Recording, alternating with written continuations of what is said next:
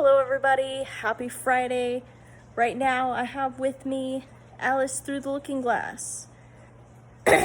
For our reading vlog this week, it is Tuesday evening, and I am ready to see how curious this story gets. I've actually already read chapter 1 because I couldn't help myself before I started recording. And thus far, probably the funniest thing that has happened is how nonchalant Alice is when she goes through the looking glass. She realizes that the glass is like dematerializing and she can just go through. And she's just completely nonchalant about this. Like, oh yeah, I'm just going into this place. I was curious about it anyway, so... And then she terrifies some of the occupants unintentionally. And she was trying to help. I think she ended up traumatizing them a little bit. But she is now going off to the garden to figure out what in the world is happening. So, we shall see. I'm gonna go ahead and get back to reading.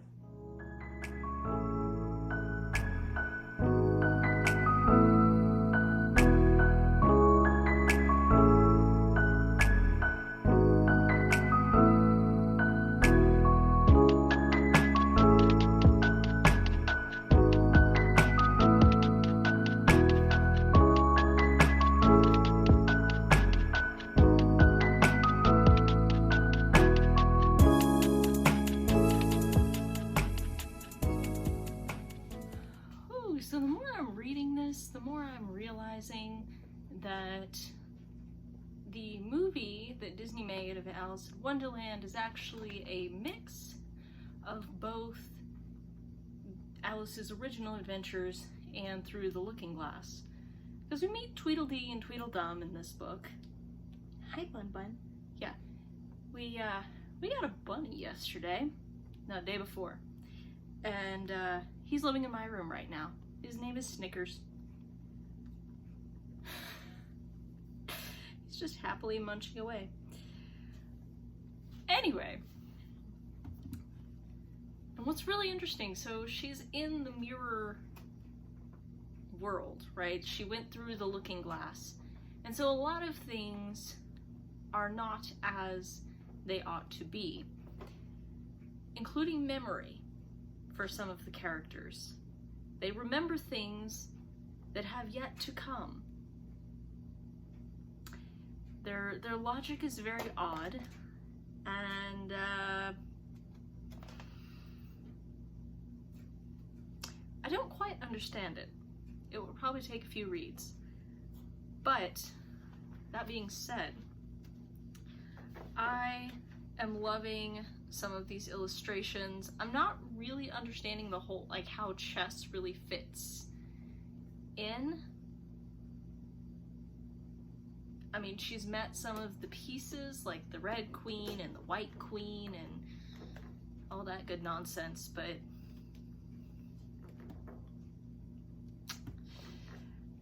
I don't know. I'm a little confused. But can you really expect anything less than something with Alice in it? Oh well.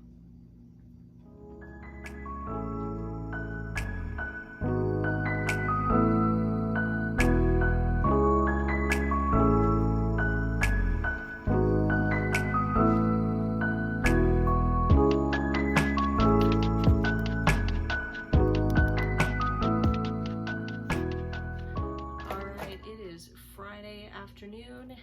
I technically finished Alice Through the Looking Glass last night, but it was nearly 1 in the morning, so I didn't really feel like doing a whole lot of filming at the time. But what I can say is it was a pretty enjoyable read. A very colorful cast of characters with a number of different creatures and who knows what's it. I showed you all a picture of one of them I mean, they looked like a badger with like a really weird nose. That's to be expected from anything involving Alice, who I learned was 7.5 years old in this story, which makes a lot of sense based on her reactions and her thoughts, and oh, of course this is ridiculous nonsense. I'm 7.5. It's fine. Which, she was a very composed little girl, so I'm impressed. I will say with this book, I'm gonna rate it 4 out of 5. It was really well done. I loved the different characters and the poetry and the songs, and just the overall plot was interesting, if a bit all over the place. Just, I don't know that this book was necessarily for me, because while I enjoyed the humor, I enjoyed some of the world building, just not as much of a fan. Not as much of a fan. But this was written for children. It is pretty accessible as a text, and it's for all ages. So if you want to just skim through it, or actually I don't recommend that, don't skim through it, you're gonna miss things and it's gonna be weird. It's weird enough when you don't miss them. But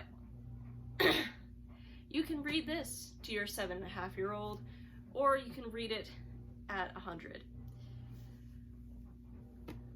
I don't have any warnings on this one because it was written for children. It's a trip. That's all I can say. But if you want to find a copy, I got mine at Barnes & Noble, but you should be able to find one in your local bookstore, in any of the big name ones, wherever books are sold. So it's also maybe 120 pages-ish, and mine had illustrations, so that's a little bit generous. But couple of things before I leave y'all. Next week, for the book review, we're going to be doing Orphan Train by Christina Baker Klein. This is one I haven't read in several years, but I remember pretty vividly, and not always for great things. But between 1854 and 1929, so-called orphan trains ran regularly from cities of the East Coast to the farmlands of the Midwest, carrying thousands of abandoned children whose fates would be determined by pure luck. Would they be adopted by a kind and loving family, or would they face a childhood and adolescence of hard labor and servitude? As a young Irish immigrant, Vivian Daly was one such child, sent by rail from New York City to an uncertain future a world away. Returning east later in life, Vivian leads a quiet, peaceful existence on the coast of Maine. The memories of her upbringing rendered a hazy blur. But in her attic, hidden in trunks, are vestiges of a turbulent past. 17-year-old Molly Ayer knows that a community service position helping an elderly widow clean out her attic is the only thing keeping her out of juvenile hall. But Molly helps Vivian sort through her keepsakes and possessions. She discovers that she and Vivian aren't as different as they appear. A Penobscot Indian who has spent her youth in and out of foster homes, Molly is also an outsider being raised by strangers, and she too has unanswered questions about the past.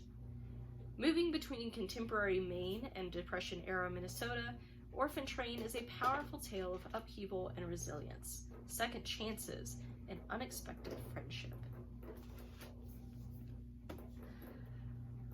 So that is our agenda for next week, and I'm going to explain some of my thoughts, opinions, and why I've not read this book in several years. Anyhow, I also want to let y'all know that tomorrow, which is going to be Saturday, I am posting the short story that I was working on this week to my blog with an audiobook file. So I will post a link to that here on the channel and on my Instagram so that y'all can get a hold of that. All right, I will see y'all on Monday for our next writing vlog. Have a great weekend.